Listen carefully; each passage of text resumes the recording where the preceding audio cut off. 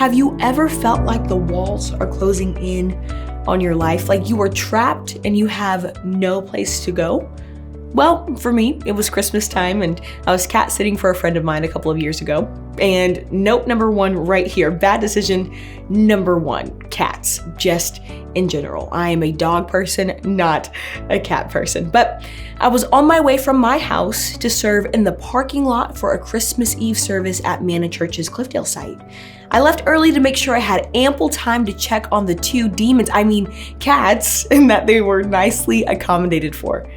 It was supposed to be a quick check-in. I was supposed to be in and out, so I parked my car in front of the apartment building. I left my car unlocked, running with the keys in the ignition, well, because it was supposed to be a quick check-in, right? Oh, and I left my cell phone in my unlocked car that was still running with the keys in the ignition, well, because it was supposed to be a quick check-in. I get inside of their second floor apartment to greet the cats, check on their food levels, their litter boxes, and refill their water, and as I bid them farewell, I went to turn the knob of the door. And it did not budge. The literal lock broke within the door, and suddenly I was trapped in the inside of their second floor apartment from the inside and could not get out. There was a balcony, and I'm not lying when I say that I walked out on it twice in the ready position to jump off of it and call for help with my cell phone that was in my unlocked car that was still running with the keys in the ignition.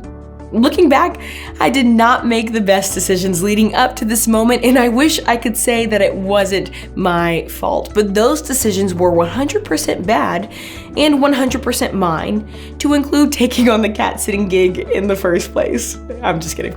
But all in all, it was supposed to be a quick check-in.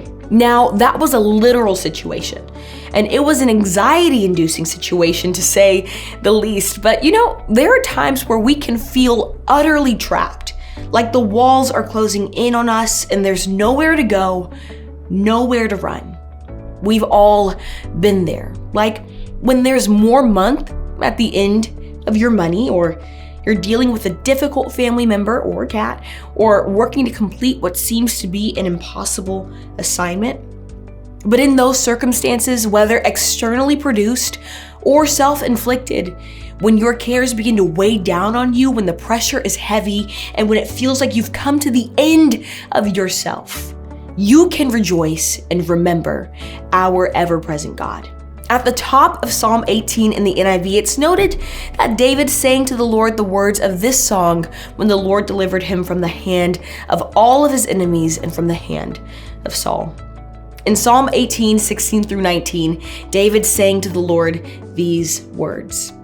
He reached down from on high and took hold of me. He drew me out of deep waters. He rescued me from my powerful enemy, from my foes who were too strong for me. They confronted me in the day of my disaster, but the Lord was my support. In Psalm 18:19, one of my favorite verses in all of Scripture. He brought me out into a spacious place. He rescued me because he delighted in me. The spacious place mentioned in Psalm 18:19 is also found in verses like 2 Samuel 22:20, Psalm 31:9, and Psalm 118:5. In those verses, the spacious place is defined as a broad and roomy place. Figuratively, it's defined as freedom from distress and anxiety. Sometimes that spacious place looks like green pastures and still waters. Sometimes that spacious place looks like a wasteland, and other times that spacious place looks like the wilderness. But here's the really cool thing about open and spacious places. While they may look limitless with no end in sight, the very picture of an open and spacious place serves as a reminder that our God, the gracious creator of the open and spacious place, is boundless and limitless, and there is no end to him. In those spacious places, there's freedom to cry, freedom to connect, freedom to hear from him, freedom to let go, freedom to rejoice, freedom to remember. In those spacious places, there's sweetness. Knowing that the Lord has your back despite your shortcomings is nothing short of grace. And not only does the Lord delight in rescuing you, He delights in you. He rescues you time and time again because He is joyful over you. So maybe you're feeling bogged down or stuck or trapped, and there are a whirlwind of circumstances happening all around you that make you feel closed in.